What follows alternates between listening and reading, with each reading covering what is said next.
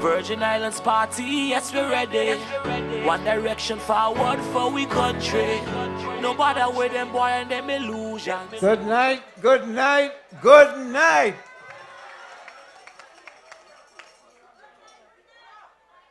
I feel a cool breeze blowing. But not just a cool breeze, it's a green cool breeze.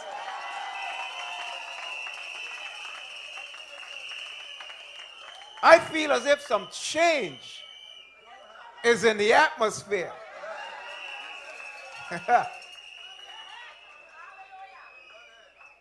Good evening, North Sound. Good evening, Anagata. Good evening, the Valley, and those of you on the World Wide Web. It is a tremendous honor that I stand before you tonight to introduce to you your candidate for the 9th District. He's not just your 9th District candidate. He's a son of the soil. But he's not just a son of the soil. He lives on the soil.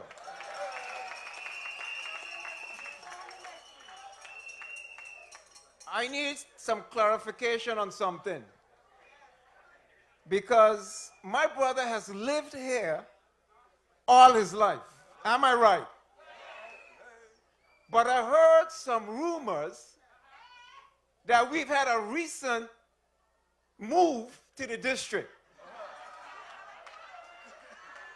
Is that so? Question. How long he been living here? How long? No, Vincent lived here all his life. How long do new resident been living here? How long? 2 weeks? We got a problem. Because our next representative will be living here. Because he already lives here. Not only does Vincent live here, he's my biological brother. He's the last of 5. And a lot of people ask me, especially in Tortola, which one older, you or he? Orenia had a saying that say, who no?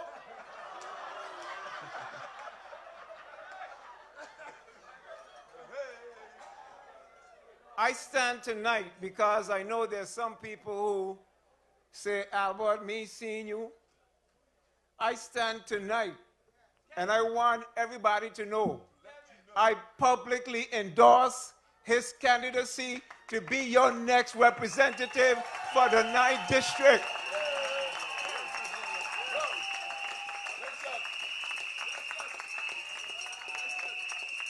Let it be known.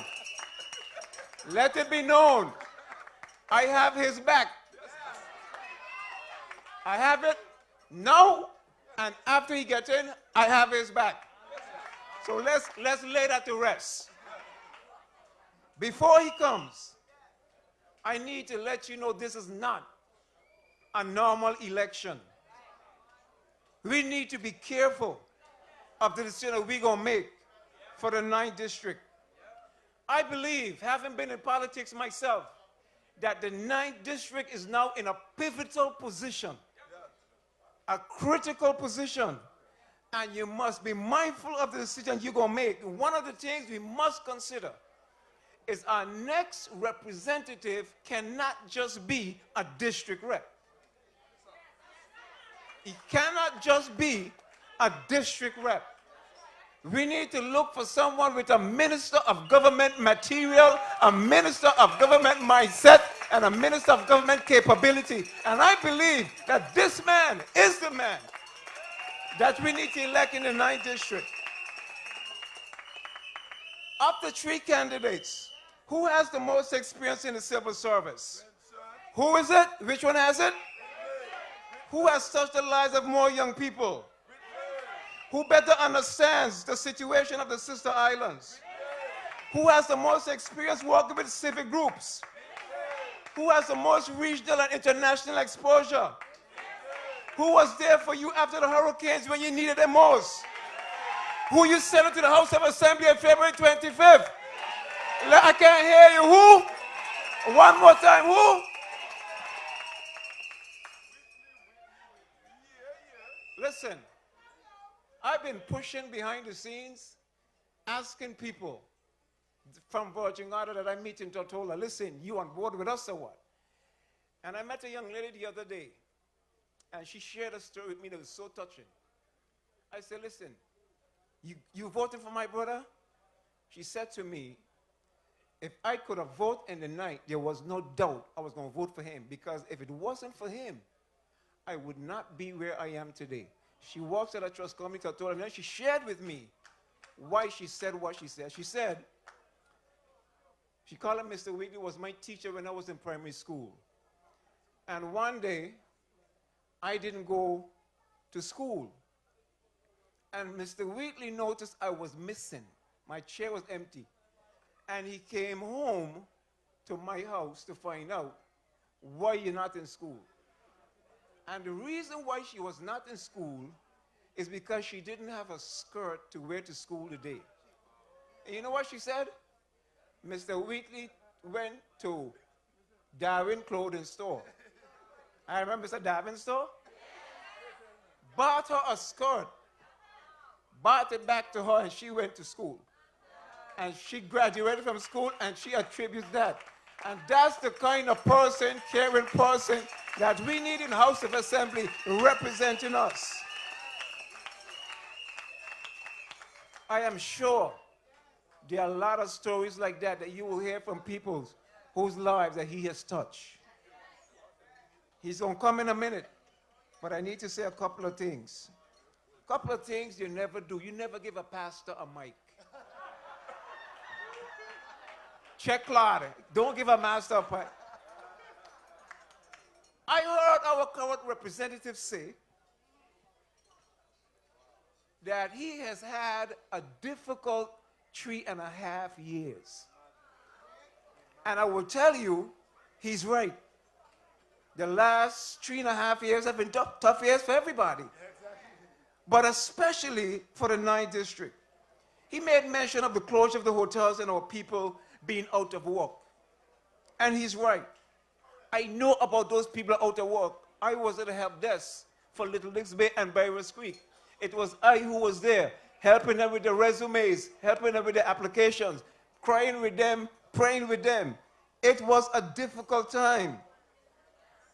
But one of the things that you can never do during rough times is use the rough time as a reason for not getting things done. You see, it is in the challenges of tough times, you really get to see what people are really made of. There's an old saying that says, when the going get tough, I ain't hear you, when the going get tough. One more time, when the going get tough. It is in the rough times that leaders emerge and arise. And it was during the most difficult times in the 9th district that we see this young leader emerge and arise out of the difficulties and challenges. He could have found an excuse, but he did not. He stepped to the helm along with others and did what was needed to be done. And that is why you need to give him the responsibility and the opportunity to be your representative in the next House of Assembly.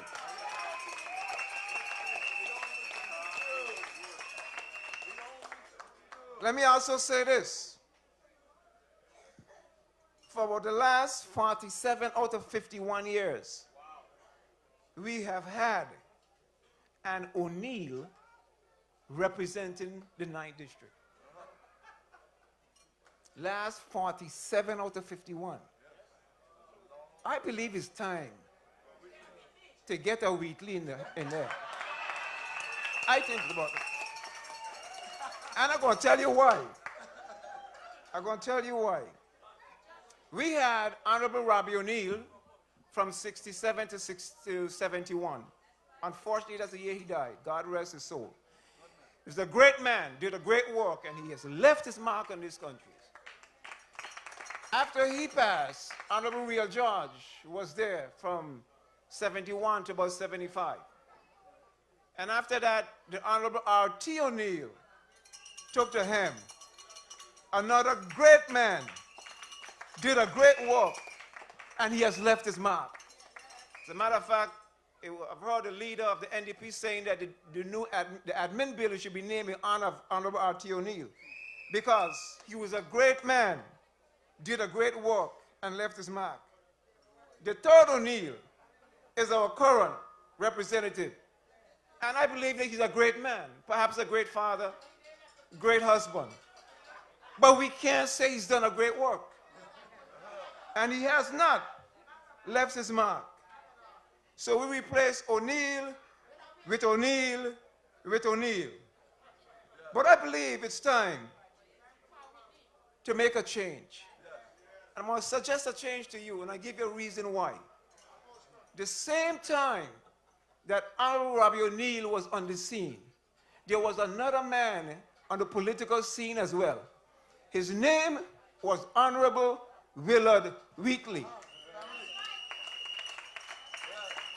When Albert Wheatley was in power, under his leadership, he did something very significant. He moved the BVI from under granting aid and moved them to self-administration. Now, granting aid is not a nice thing, because granting aid is somebody telling you what to do. Well, I'm going to ask you a question now, District Representative. Based upon what you see going on, you would say, don't you think we under granting aid still? The Nigeria is under granting aid.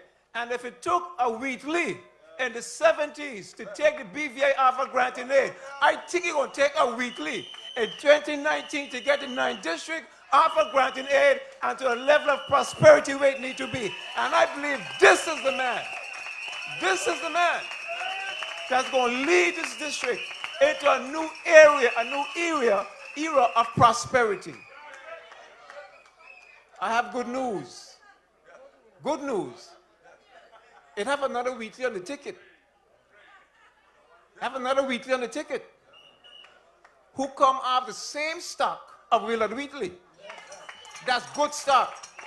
But not only that, along with Vincent Wheatley, we have a red-nosed pit bull.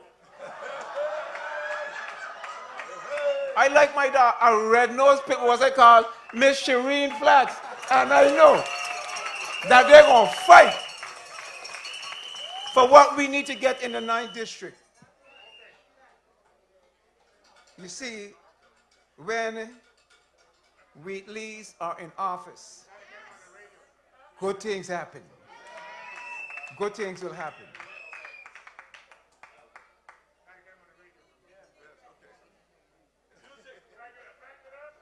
In exactly 15 days from now, on February 25th, we can make a change in this district by electing as our next representative this young man. Let me say this last thing I'll say before he comes, because I sat with him a couple weeks ago, and I had a conversation with him. I had to make sure I was comfortable with certain things, because you see, the people's business is not something you play with. The people's lives, people's future. I shared with him a couple of things, but I'm going to share only 3 things with you I shared with him. 3. I said to him this: if you win, and when you win, work for your people. Keep your priorities straight. It makes no sense spending $300 million on a runway when our school children still walking in sewage in the street. That don't make sense. Keep the priorities straight. Work for your people. The second thing I said to him: if you win and when you win, begin to work in the district from day number 1, not a month before election. The days of that kind of silly politics need to stop. And let the people know what you are doing in the district. Keep the people informed. Constant communication. The last thing I said to him, if you win, I will walk with you in any way, shape or form underground to help you accomplish your mission as a representative of the district. I will stand side and side by him. We going forward ever, hey, backward never, hey, one direction.